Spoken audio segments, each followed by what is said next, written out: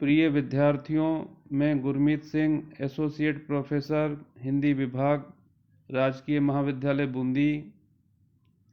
आज के मेरे ई व्याख्यान का विषय बीए प्रथम वर्ष हिंदी साहित्य प्रथम प्रश्न पत्र के अंतर्गत कवि नरोत्तम दास द्वारा रचित खंड काव्य सुदामा चरित्र से संबंधित है। इससे पूर्व हम इस खंड काव्य के 57 पदों की व्याख्या कर चुके हैं और कुल 13 व्याख्यान इस खंड काव्य से संबंधित हो चुके हैं। आज 14वां व्याख्यान है, जिसमें हम पद संख्या 58 से लेकर 65 तक कुल 8 पदों की व्याख्या करेंगे।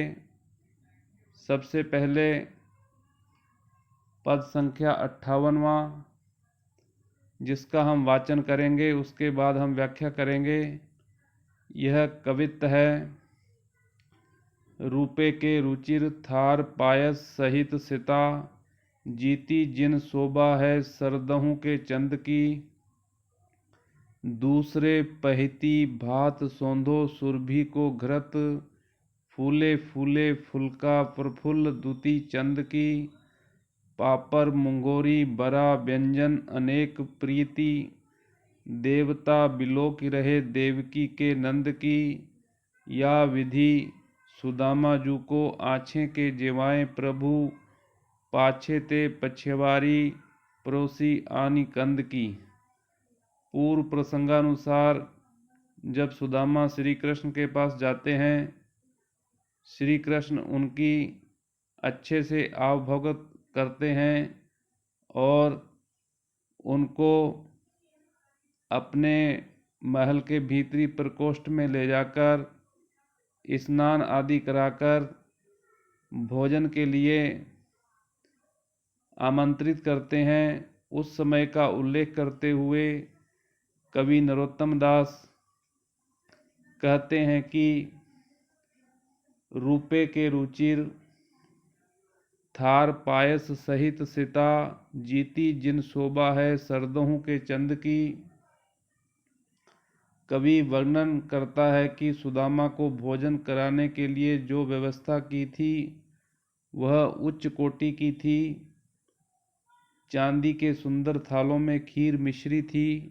रूपे के रुचि, रुपे चांदी को कहते हैं, रूपे के रुचिर थार पायस सहित सिता, जीती जिन शोभा है सरदहु के चंद की। इनकी शोभा शरद ऋतु के चंद्रमा की शोभा से भी बढ़कर थी। दूसरे पहिती भात सौंधो सुरभि को घृत, फूले फूले फुलका प्रफुल्ल दुति चंद की। भात था जिसमें गाय का शुद्ध घी था। मंद कांति युक्त फूले फूले फुलके थे। पापर मुंगोरी बरा व्यंजन अनेक प्रीति, देवता बिलोक रहे देवकी के नंद की। पापर मुंगोरी बरी में अनेक व्यंजन थे। देवता देवकी के पुत्र कृष्ण को सुदामा को भोजन कराते समय की शोभा को देख रहे थे। सुदामा के प्रति जो उनका प्रेम आदर सत्कार, उसको भी वह निहार रहे थे, देख रहे थे। या विधि सुदामा जू को आछे के जेवाए प्रभु, पाछे ते पछवारी पड़ोसी आनी कंद की। कवि यहाँ पर उल्लेख करना चाहते हैं कि इस प्रकार या विधि अच्छे प्रकार से सुदामा जू को आछे के जेवाए प्रभु, भोजन के बाद में देवता देवकी के पुत्र कृष्ण को सुदामा को भोजन कराते समय की शोभा को देख रहे थे। इस प्रकार श्री कृष्ण ने सुदामा को अच्छे से भोजन कराया और भोजन के बाद में कंद से बना मीठा पदार्थ परोसा गया। कवि ने बताना चाहा कि अपने मित्र सुदामा को अच्छे से अच्छा भोजन कराया। इस पद में श्री कृष्ण ने उसी का उल्लेख कवि द्वारा इसमें किया गया है। इसके बाद 59वां दोहा आता है, 7 दिवस यही विधि रहे दिन दिन आदर भाव, चित्त चल्यो घर चलन को ताकर सुनो बनाव। 59वां दोहा है। प्रस्तुत पंक्तियां नरोत्तम दास जी के सुदामा चरित काव्य से ली गई हैं। सुदामा को कृष्ण ने भोजन कराया। उस समय वहां ब्रह्मा, शिव, इंद्र, कुबेर आदि उपस्थित हुए थे। सुदामा कृष्ण का वैभव देखकर चकित थे। सुदामा जी कृष्ण के पास 7 दिन बहुत सुख से रहे, अच्छे से। उन्हें बहुत आदर सत्कार मिला, प्राप्त हुआ। 7 दिवस यही विधि रहे दिन दिन आदर भाव, चित चल्यो घर चलन को ताकर सुनो बनाओ। सुदामा जी का घर चलने को मन हुआ। उस संबंध में यहाँ पर जान लीजिए। कवि उल्लेख करना चाहते हैं कि सुदामा जी को घर जाने की इच्छा हुई और वह इच्छा उन्होंने श्री कृष्ण के सामने व्यक्त की। इसके बाद सवैया आता है 4 पंक्तियों का, जो 60वां पद है। दाहिने वेद पढ़े चतुरानन, सामूहे ध्यान महेश धर्यो है। बाएं दुओ कर जोरे लिए सब देवन साथ सुरेश खर्यो है। एते बीच अनेक लिए धन पायन आए कुबेर पर्यो है। देखी विभो अपनो सपनो बपरो व बाम्भन चौक पर्यो है। प्रस्तुत पंक्तियां भी कवि नरोत्तम दास द्वारा रचित सुदामा चरित से ली गई हैं। जब कृष्ण सुदामा को भोजन करा रहे थे तब ब्रह्मा आदि भी वहां उपस्थित हुए थे। इसी के संबंध में यहाँ वर्णन किया गया है। कृष्ण सुदामा को भोजन करा रहे थे, तभी उनके दाहिनी ओर ब्रह्मा वेद पाठ कर रहे थे। दाहिने वेद पढ़े चतुरानन, चतुरानन 4 आनन वाले अर्थात ब्रह्मा। दाहिने वेद पढ़े चतुरानन, सामूहे ध्यान महेश धर्यो है। सामने शिवजी ध्यान कर रहे थे। महेश शिवजी को कहते हैं। बाएं दुओ कर जोरे लिए सब देवन साथ सुरेश खर्यो है। बाईं ओर हाथ जोड़े सेवक थे और देवताओं को साथ लिए हुए इंद्र खड़े थे। सुरेश का मतलब सुरधन ईश, सुरेश इंद्र। देवताओं का जो राजा होता है वह इंद्र होता है। वह भी दोनों हाथ जोड़कर वहां पर खड़े थे। एते बीच अनेक लिए धन पायन आए कुबेर पर्यो है। इसी बीच अनेक प्रकार धन लेकर कुबेर, जो धन का देवता होता है, उनके पैरों में आकर पड़ गए थे। अंतिम पंक्ति में कवि ने कहा है कि देखी विभो, विभो अर्थात वैभव, ऐश्वर्य, श्री कृष्ण का वैभव, उनका ऐश्वर्य देखकर और अपना स्वप्न देखकर बेचारा सुदामा अपनी कल्पना और कृष्ण का वह वैभव देखकर चकित हो जाता है, आश्चर्यचकित हो जाता है। उस समय कृष्ण का वैभव उनके अनुरूप ही है, वे सबके स्वामी हैं। इसलिए कवि ने यहाँ पर श्री कृष्ण के वैभव और सुदामा द्वारा उनके वैभव को देखकर आश्चर्यचकित होने की कल्पना व्यक्त की है इस प्रस्तुत 60वें पद में। उसके बाद 61वां पद आता है, जो दोहा है 2 पंक्तियों का। देनो हुतो सो दे चुके, विप्र न जानी गाथ, चलती बेर गोपाल जू, कछु न दीनो हाथ। प्रस्तुत पंक्तियां नरोत्तम दास जी के सुदामा चरित काव्य से ली गई हैं। कृष्ण को तो जो देना था वे दे चुके थे, देनो हो तो सो दे चुके। कृष्ण को अर्थात कहने का अभिप्राय सुदामा को जो अप्रत्यक्ष रूप से देना था वह उन्होंने दे दिया था, दे चुके थे।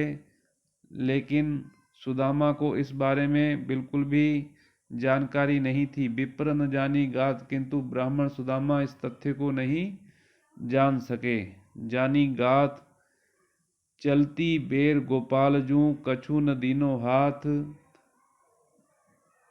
वे तो मन में यही सोचते थे कि कृष्ण ने खूब आदर किया, किंतु मुझे यहाँ से चलने के समय दिया कुछ नहीं। अर्थात मैं यहाँ से खाली हाथ वापस अपने घर जा रहा हूँ, अपनी सुदामा नगरी में जा रहा हूँ। इस दोहे में कवि ने कृष्ण की लीला का सुंदर वर्णन किया है। उसके बाद 62वां दोहा आता है, जिसमें सुदामा उवाच, सुदामा कहते हैं स्वयं, वह पुलकनी वह उठी मिलनी, वह आदर की भांति, यह शठवनी गोपाल की कछु न जानी जाती। कवि के अनुसार जब सुदामा को वहाँ से खाली हाथ लौटना पड़ा तो रास्ते में चलते समय उनके मन में अनेक तरह के विचार आते हैं। श्री कृष्ण के बारे में भी वह किस प्रकार से सोचते हैं उसका यहाँ पर उल्लेख किया गया है। पुलकनी कहते हैं प्रसन्न होना, वह पुलकनी वह उठ मिलनी, श्री कृष्ण का सुदामा को देखकर प्रसन्न होना और अपने सिंहासन से उठकर उनको पूरे आदर सत्कार के साथ मिलना, वह आदर की भांति उनके द्वारा दिया गया वह आदर सत्कार, यह शठवनी गोपाल की कछु न जानी जाती। वे कृष्ण के साथ रहकर देखी अनुभव की गई बातों के बारे में सोचते थे। मिलने पर कृष्ण आदि की प्रसन्नता, कृष्ण द्वारा दिया गया वह सम्मान, विदाई के समय की बातें, ये सब मेरी तो समझ में आती, ऐसा सुदामा सोचते थे। कछु न जानी जाती, मेरी समझ से बाहर हैं। घर घर ओढ़त फिरे, तनक दही के काज, कहा भयो जो अब भयो हरि को राज समाज। 63वां दोहा है। उन्हें ऐसा इसलिए लगा कि कृष्ण ने मिलने आदर देने में तो कोई कमी नहीं छोड़ी, किंतु विदा करते समय कुछ भी न दिया। इसी से सुदामा उलझन में पड़ गए थे। उन्हें कृष्ण पर कुछ क्रोध आ रहा था। वे सोचते थे कि ये ही कृष्ण कभी थोड़े दही के लिए घर घर हाथ फैलाते फिरा करते थे। घर घर कर करते हाथ को ओढ़त फिरे, तनक दही के काज, कहा भयो जो अब भयो हरि को राज समाज। यदि ये अब वैभवशाली राजा हो भी गए तो क्या हुआ, इनका आचरण तो कुछ परिवर्तित नहीं हुआ, वह पहले जैसा ही दिखाई देता है। सुदामा को कृष्ण का व्यवहार अच्छा लगा, क्योंकि विदाई के समय उन्होंने कुछ न दिया। हो कब इत आवत हुतो, वाही पठ्यो ठेली, कही हो धन सो जाई के अब धन धरो सकेली।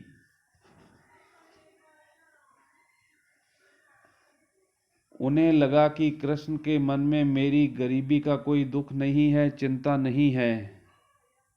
वे सोचते थे कि मैं तो यहाँ आ ही नहीं रहा था, पत्नी ने ही आग्रह पूर्वक मुझे यहाँ कृष्ण के पास भेजा था। कही हो धन सो जाई के अब धन धरो सकेली। अब मैं अपनी पत्नी को अच्छी तरह विस्तार से समझाऊंगा कि लीजिए, इस बहुत से धन को समेट कर रख लो जो श्री कृष्ण ने मुझे दिया है। तुम बार बार कहती थी कि श्री कृष्ण के पास जाओ, श्री कृष्ण के पास जाओ, वह आपकी अच्छी तरह से सहायता करेंगे। लेकिन मैं अब पत्नी से, वो व्यंग्यपूर्वक कहते हैं कि मैं अपनी पत्नी से कहूँगा कि जो धन श्री कृष्ण ने दिया है उसको अच्छी तरह से संभाल कर रख लो।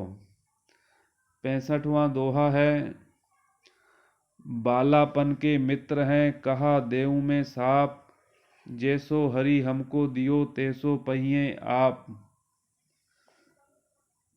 सुदामा सोचते थे कि कृष्ण को शाप तो क्या दूं, वे मेरे बचपन के मित्र हैं। बालापन के मित्र हैं, बचपन के बालापन के मित्र है कहा देऊं में सा। अपने आप से वो प्रश्न करते हैं कि मैं अब इनको भला श्राप क्या दूं, ये मेरे बचपन के साथी हैं, मित्र हैं। सुदामा सोचते थे कि कृष्ण को शाप तो क्या दूं, वे मेरे बचपन के मित्र हैं, शाप देना तो ठीक नहीं। इतना ही कहता हूं कि जैसा भगवान कृष्ण ने हमें दिया है वैसा ही वे भी प्राप्त करें। जैसो हरि हमको दियो तेसो पहिए आप। मैं तो बस इतना कहना चाहता हूँ, मैं उनको कोई श्राप नहीं देना चाहता। मैं उनको उनके प्रति ऐसा कहना चाहता हूँ कि जैसा उन्होंने मेरे साथ आचरण किया, व्यवहार किया, वैसा ही वह स्वयं प्राप्त करें।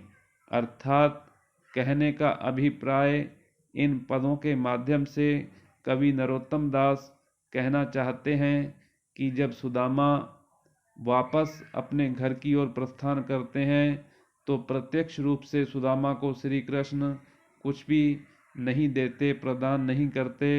तो सुदामा को यह लगता है कि श्री कृष्ण ने मेरा आदर सत्कार तो अच्छी तरह से किया, आव भगत अच्छी तरह से की, लेकिन जिस कार्य हेतु मैं यहाँ पर आया था, कुछ सहायतार्थ, वह कार्य मेरा संपादित नहीं हुआ। इसलिए वह मन ही मन सोचते हुए वापस अपने घर की ओर चले जा रहे थे, प्रस्थान कर रहे थे। तो विद्यार्थियों, आज का व्याख्यान यहीं पर समाप्त होता है। अगला व्याख्यान अगले वीडियो में प्रसारित किया जाएगा।